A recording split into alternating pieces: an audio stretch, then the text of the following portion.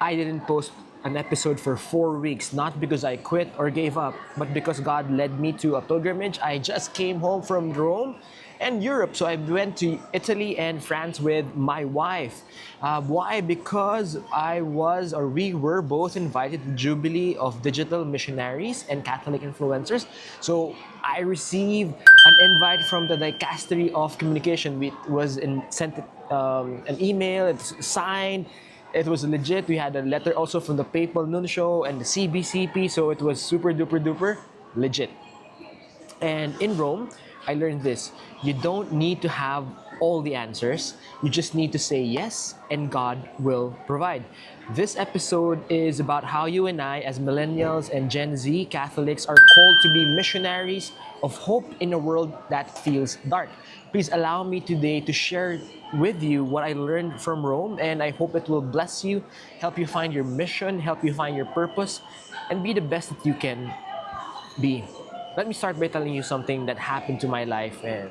From 2022 to 2025, so my wife and I were going through a lot of financial struggles.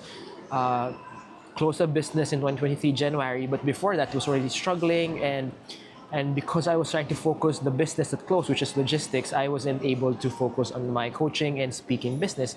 So money, it was like a desert. We experienced terrible drought. It was dark. So when we got the invite from the Vatican's Dicastery of Communication, we didn't know how it would work, but we said yes. And your yes means something. Step by step, what happened? We prepared the documents because in the Philippines we can't just go to Italy, so we had to apply and prepare everything that was needed. So first miracle, visa approved. Second miracle, funds came, projects came to fund everything, and we have supporters, donors who also gave money to help us go to Rome. So thank you guys. So we had finances for flights, hotels, and meals. So this was me working to provide. People who cared, who knew about it, we were going, also gave something to just help us, and then we fundraised a bit.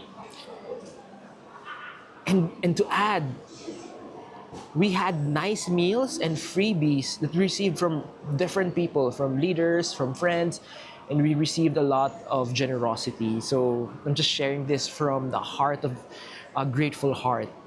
So from that, first lesson, I guess, is God provides appropriated grace each time you say yes. So you can read something about that in 1 Peter 4, one of my favorite verses, that everyone, God appropriated something, gifts for us. And for me, we were gifted for this. So what's my reflection that I want to share with you? Number one, we don't see the whole path. Adulting is messy, bills, debt, mental health, family pressure. But God doesn't ask you to say yes to a 10-year plan. He says, hey, can you say yes to me today? Saying yes to God is a daily thing, hourly thing, minute thing. Saying yes to God, even if things aren't clear yet, is the missionary move. A missionary of hope doesn't mean just flying abroad and doing crazy things. It means showing resilience and faith so that others see God in your life. When you keep moving forward, even in struggle, you shine light in someone else's darkness. And that's why you and I, co-millennials and Gen Zs, we are being called. The world says we're the burnout generation, but God says you are the hope of the generations. What I saw there, young people, people younger than me, people my age, people older than me, are on fire. They have a purpose, and if you find your purpose, you're living for something bigger than yourself. No amount of depression or sickness or stress can put you down. Yes, it can slow you down, but God will give you the grace to stand up and keep going. Your struggles, your healing, your perseverance, it all points to Jesus as the end goal, and Jesus as the vehicle to get there, and Jesus as the fuel to keep going, and the why, and the who. I want to share with you so you see, during that event, Pope Leo surprised us. Pope Leo the 13th, he said, Look for the restless heart, the suffering heart of Christ, looking for Jesus in every person you meet. That's our mission as digital missionaries, as friends, as Catholics, not to impress, not to be perfect, but to reflect Christ's light so restless hearts can find Him. So many things happened from day one. There were talks, different talks on that the Catholic faith should not just have one look, but whatever your content is, it's good. And it's not about your influence, but about who influences you. So create from the influence of God in your life. So that's why I'm on fire. I'm in the same coffee shop. Just if you check my social media, I created a new sub-content. It's called Scripture Unlocked because I want to read Scripture to Catholics or help Catholics understand Scripture a little better. So it's beautiful. So please read with me or go to that content as well. And then we had a vigil, we had panel as well. And then in the vigil they closed St. Peter's Basilica. It was dark, only the altar was lit.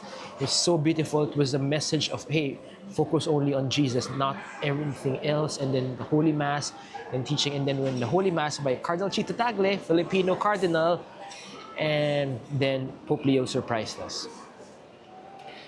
Whew. Wow, that's a lot. So, we're called to reflect Christ's light. We are called to reflect Christ's light so restless hearts can find Him. You don't need to have everything figured out. You don't need to be rich or famous or powerful. You just need to keep going forward with faith. Your yes can be the seed of hope in someone else's darkness. So please send this message to an adulting Catholic wherever they may be, who may be needing hope and looking for hope or looking for purpose. If you're watching this or listening to this, I want to tell you that God is calling you to be a missionary of hope, to shine God's light, to reflect God's light in this dark world. So if you want to discover your purpose and build resilience for your journey, I'd be honored to walk with you or go through life with you through Catholic Life Coaching. You can learn more at www.jpaulhernandez.com, JPAUL Hernandez.com. So God bless you. Thank you so much for being patient. I'm happy to be back from Rome and our mini honeymoon with my wife. And it was so beautiful. We enriched our marriage. I'll see you in the next episode. I'm so back to creating the normal content. God bless you. The best yet to come.